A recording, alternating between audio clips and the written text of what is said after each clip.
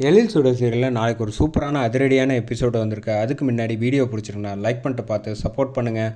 மனோகரிக்கு பார்க்குறதுக்காக எழில் ரூமுக்கு பேசுகிறாங்க. என்ன நினச்சிக்கிட்டு இருக்க, நீ எதுக்காக வீட்டை விட்டு வெளியில் வந்த அப்படின்னு கேட்டோன்னே, பின்ன என்ன எழில், எனக்கு உன்னை கூட சேர்த்து வச்சு பேசிட்டாங்க, அதனால் எனக்கு மனசே சரியில்லை, அதனால தான் நான் வீட்டை விட்டு வந்துட்டேன் அப்படின்னு. அவன் பேசினா என்ன, நீ நான் சொன்னதை நம்பலை, அதனால தான் நான் வீட்டை விட்டு வந்துட்டேன் அப்படின்னோடனே அழ ஆரம்பிக்கிறாங்க. ஏன் என்ன உன்னை நம்பாமல் நான் வேறு யாரை நம்ப போகிறேன்? சின்ன வயசுலேருந்து எனக்கு இருக்கிற ஒரே ஒரு ஃப்ரெண்டு நீ தான். நீயும் இப்படி வீட்டை விட்டு வெளில வந்துட்டேன்னா எனக்கு மனசு கஷ்டமாக இருக்கும் அப்படின்னோடனே, அழாத அப்படின்னு சொல்லிட்டு அப்படியே தோளில் சாஞ்சுக்கிறாங்க.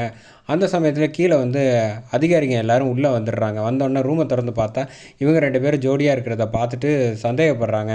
என்ன நினச்சிக்கிட்டு இருக்கீங்க? ஆமாம், யார் நீங்கள் அப்படின்னு சொன்னோன்னே, எதுவுமே எழில பேச விடாமல் வாங்க சட்டுன்னு இழுத்துட்டு போக ஆரம்பிச்சிடுறாங்க. மிஸ்டர், யாருன்னு நான் தெரியுமா, நீ யாருங்கிறதெல்லாம் நான் விசாரணையில் தெரிஞ்சுக்கிறேன் என்ன அழைச்சிட்டு வர ஆரம்பிச்சிடுறாங்க.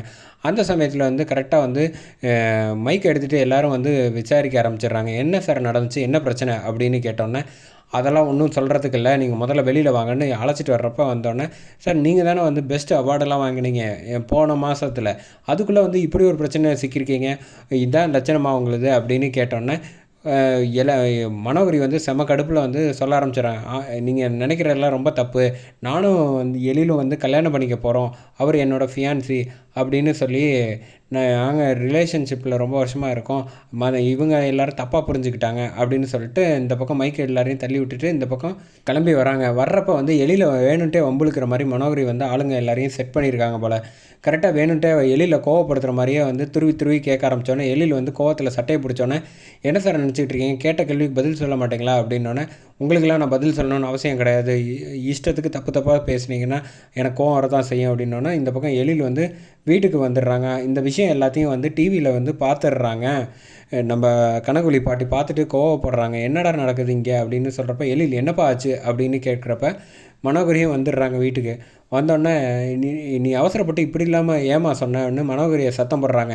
எந்த பிரச்சனையாக இருந்தாலும் நான் சொன்னது வருத்தம் இல்லையா உங்களுக்கு, எழில காப்பாற்றுறதுக்காக சொன்னேன் அப்படின்னா, அதுக்காக வேறு என்ன வேணாலும் சொல்லியிருக்கேன், அதுக்காக இப்படியா சொல்லுவேன் அப்படின்னு கேட்டோன்னே, நல்லா கேளுங்கம்மா அப்படின்னு மனோகரியோட அப்பா வந்துடுறாங்க. வந்தோடனே, நீ எழிலோட கௌரவத்தை காப்பாற்றுறதுக்காக தானப்பா நான் செஞ்சேன் அப்படின்னா, நீ அவள் கௌரவத்தை காப்பாற்றலான்னு நினச்சேன், என்னோட மரியாதையெல்லாம் நீ நினச்சி பார்த்தியா, கொஞ்சம் கூட இப்போ நான் உனக்கு எப்படி கல்யாணம் பண்ணி வைப்பேன் இனிமேல், ஏன் இப்படி பண்ணிட்ட அப்படின்னு கேட்டோன்னே, அவங்க கேட்குறது சரிதானம்மா, வேறு ஏதாவது சொல்லி சமாளிச்சிருக்கலாம்ல, அந்த சுச்சுவேஷனில் என்னால் எதுவும் சமாளிக்க முடியல அப்படின்னு சொல்லி, இப்போ என்னப்போ இதனால் ஒன்றும் ஆகாது அப்படின்னு சொல்லிட்டு நான் இந்த வீட்டை விட்டு போயிடுறேன் அப்படின்னு சொல்லிட்டு பேக் எடுத்துகிட்டு, என்னால் தானே பிரச்சனை, நான் வேணும்ன்ட்டு எதுவும் செய்யலை எழில், என்னை மன்னிச்சிரு அப்படின்னு சொல்லிட்டு வீட்டை விட்டு கிளம்பலான்ட்டு இந்த பக்கம் கிளம்புறாங்க. அப்போ தான் கரெக்டாக பசங்க வராங்க. பசங்க வந்தோடனே என்னாச்சு அப்படி கேட்டோன்னே, கண்ணில் சிக்னல் கொடுக்குறாங்க, சுடர் இப்போ பேச வேணாம் மாடிக்கு போங்க அப்படின்னோடனே மாடிக்கு போயிடுறாங்க.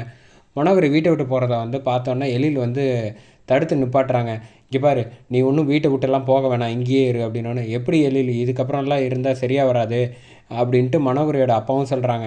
நம்ம ஃபாரின் போயிடலாம் அப்படின்னு சொல்லிட்டு கிளம்புறாங்க. கிளம்புறப்ப எழில் தடுத்து நிப்பாட்டுறாங்க. நீ என்ன சொன்னையோ, எனக்கு கௌரவத்தை காப்பாற்றுறதுக்காக சொன்னது தானே, அது நிச்சயம் நடக்கும், நீ ஒன்றும் கவலைப்படாத அப்படின்னோடனே, இந்த பக்கம் இந்து ஆவி அதிர்ச்சி ஆகுது. மனோகரி அதிர்ச்சி ஆகிறாங்க. சந்தோஷம் தாங்க முடியல அவங்களுக்கு. எழில் இப்படி கல்யாணத்துக்கு சம்மதிச்சிட்டான் அப்படின்னு நினைக்கிறாங்க. என்ன சொல்கிற எழில், எனக்கு சரியாக புரியல அப்படின்னு. நான் உன்னை கல்யாணம் பண்ணிக்கிறேன் அப்படின்னோடனே, இங்கே அஞ்சலி பாப்பாலேருந்து எல்லா பசங்களும் குட்டீஸுங்க அதிர்ச்சி ஆகுறாங்க.